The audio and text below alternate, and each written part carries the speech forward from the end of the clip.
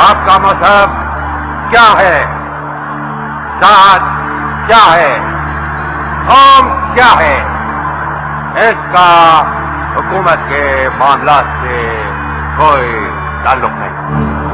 I pray to God that this critical moment He may guide us and enable us to discharge our responsibility in a wise and statesmanlike manner. That is life and the property and the religious belief should be fully protected by the state at any cost.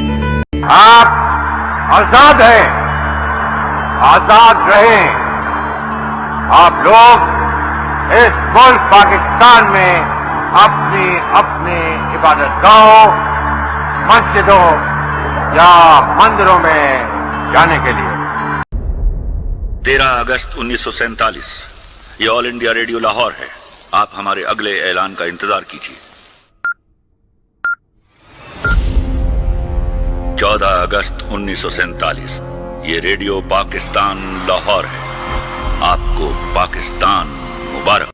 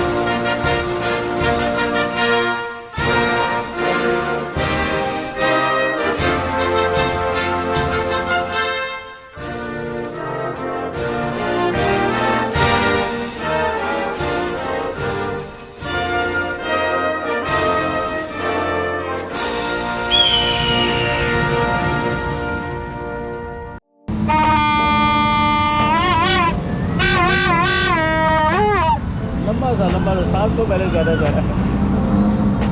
चलो।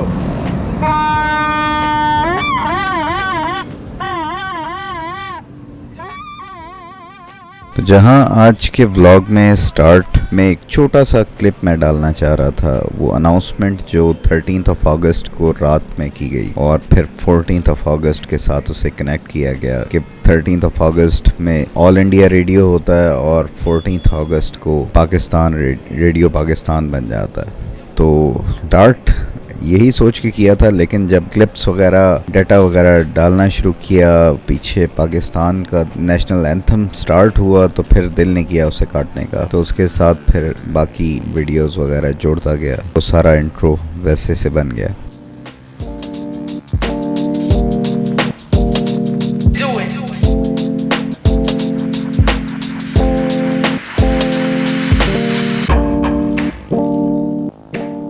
Celebrations भी हम बहुत करते हैं, शोर शराबा भी बहुत डालते हैं, गली मोहल्लों को झंडों से परचमों से भर देते हैं एक दिन के लिए। लेकिन कल से मेरे जहन में यही था यार, क्या हम डिज़र्व करते हैं इस किस्म की सेलिब्रेशंस? क्योंकि या तो कुछ बहुत बड़ा कुछ अचीव किया हो तो फिर तो आप सेलिब्रेट करो भी, लेकिन हम बहैसियत कौम नीचे से नीचे जाते जा रहे हैं।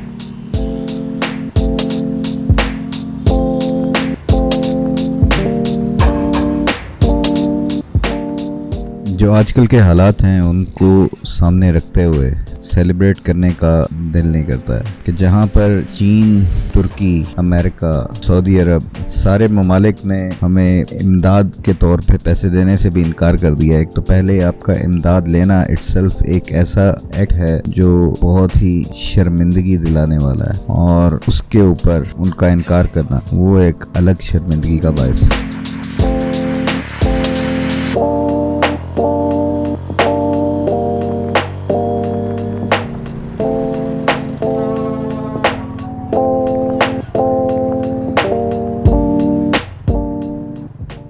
शायद एक हजूम को कौम एक लीडर बनाता है। जिस तरह पूरे इंडिया बरे सगीर में बिखरे हुए मुसलमानों को एक लीडर ने, कायदे आज़म ने, अल्लामा इकबाल ने, उन्होंने एक डायरेक्शन दी, उनको एक प्लेटफॉर्म पे इकट्ठा किया और फिर मुस्तकिल जद्दोजहद से पाकिस्तान जैसी नेमत मिली। तो वैसे ही शायद आज हमें भी एक अच्छे लीडर की ज़रूरत है। पाकिस्तान को खोखला करने के लिए मुफाद परस्त, मतलब परस्त इस किस्म के लीडर, सो कॉल्ड लीडर, वो तो बहुत आए जिन्होंने पाकिस्तान को बहुत पीछे छोड़ दिया लेकिन खुद बहुत आगे बढ़ गए।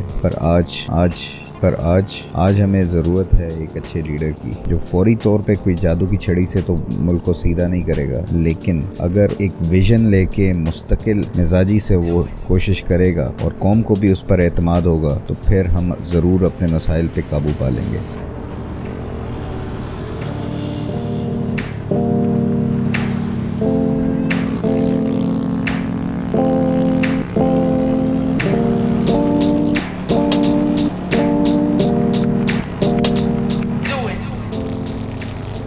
चौदह अगस्त की सेलिब्रेशंस देखने में एक मज़ा ये भी आता है कि ये एक ऐसा इवेंट है जो हर ख़ास व आम के लिए यकसा अहमियत रखता है और जो लेवल ऑफ हैप्पीनेस है, जो खुशी होती है इस दिन को लेके, वो हर एक में देख के पता चल रहा होता है। और मोटरसाइकिलों के ऊपर फैमिलीज़ और ग्रीन कलर के ड्रेसेस में, रक्षों के ऊपर, सुजुकियों के ऊपर वो जिस तरीके से एंजॉय कर रहे होते हैं तो वाकई देख के मज़ा आता है। हालांकि एक मुश्किल वक्त से हम गुजर रहे हैं, लेकिन शायद ये दिन हमें कुछ थोड़ी देर के लिए बाकी जो हमारी डिफ़िकल्टीज़ हैं, चैलेंजेस हैं, मुश्किलात हैं, उससे हमारा ध्यान हटा देता है।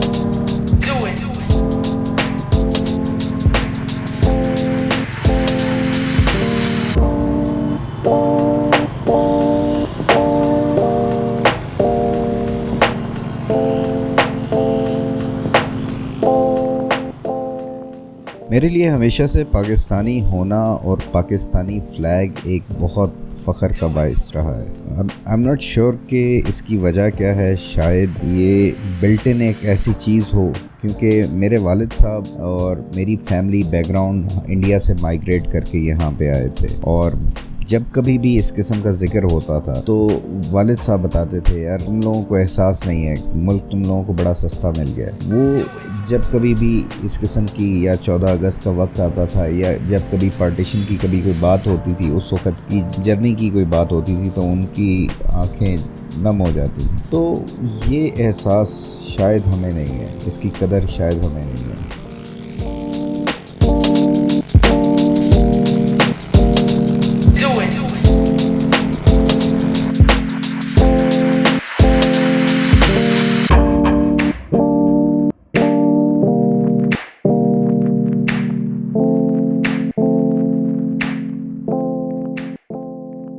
शाम ढलती जा रही थी और अंधेरा बढ़ता जा रहा था। शाम में कुछ फैमिली के साथ मेरी कमिटमेंट्स थी, तो इस वजह से मुझे जल्दी घर पहुंचना था। तो थोड़ा बहुत और मैंने कहा यहाँ पे ड्रोन वगैरह उड़ा लें, जो कुछ अच्छे बेहतर शॉट्स लिए जा सकते हैं आज के व्लॉग के लिए, आज के दिन के मुनासबत से, तो वो ले लें। उसके बाद फिर घर की तरफ जाया जाए। आज से कुछ साल पहले तक 0 पॉइंट पे एक ज़ीरो ढूंढना भी बड़ा मुश्किल होता था, लेकिन अब ये नए फ्लाईओवर से, अंडरपासेस से इतने सारे ज़ीरोज़ यहाँ पे बन गए हैं कि अब किसी को कोई टेंशन नहीं होती यहाँ पे 0 पॉइंट को लोकेट करने में।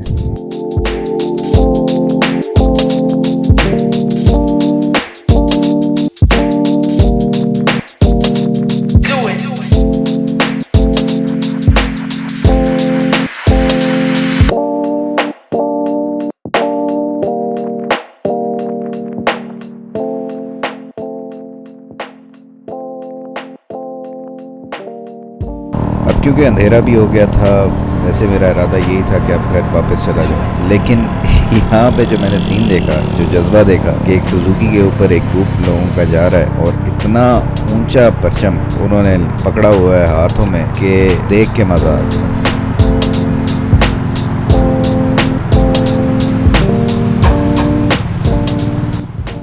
अब इस किस्म के शॉट ऐसे ही अब्रप्टली नहीं लिए जाते। इनको जब आते देखा मैंने तो इनके साथ साथ आता गया, इनकी वीडियो वगैरह बनाई और साथ ही मैंने फिर रिक्वेस्ट भी की इन्हें कि यार आप अगर थोड़ी देर रुको तो मैं ड्रोन से भी आपकी वीडियो बना, तो ड्रोन से फिर आगे चल के फिर उससे भी मैंने वीडियो बनाई। तो बहुत बहुत मज़ा आया देख के। और ये जज्बा, मैं कहता हूँ कि यार कौम में हमारे जज्बे की कमी नहीं है और कुछ ना कुछ करना चाहती है, कुछ डिफरेंट, कुछ अलग, कुछ ऐसा अगलों को पता चले यार कि किसी बंदे ने कुछ सोचा है, एफर्ट की है। बस थोड़ा सा इसी एनर्जी को चैनलाइज करने की ज़रूरत है।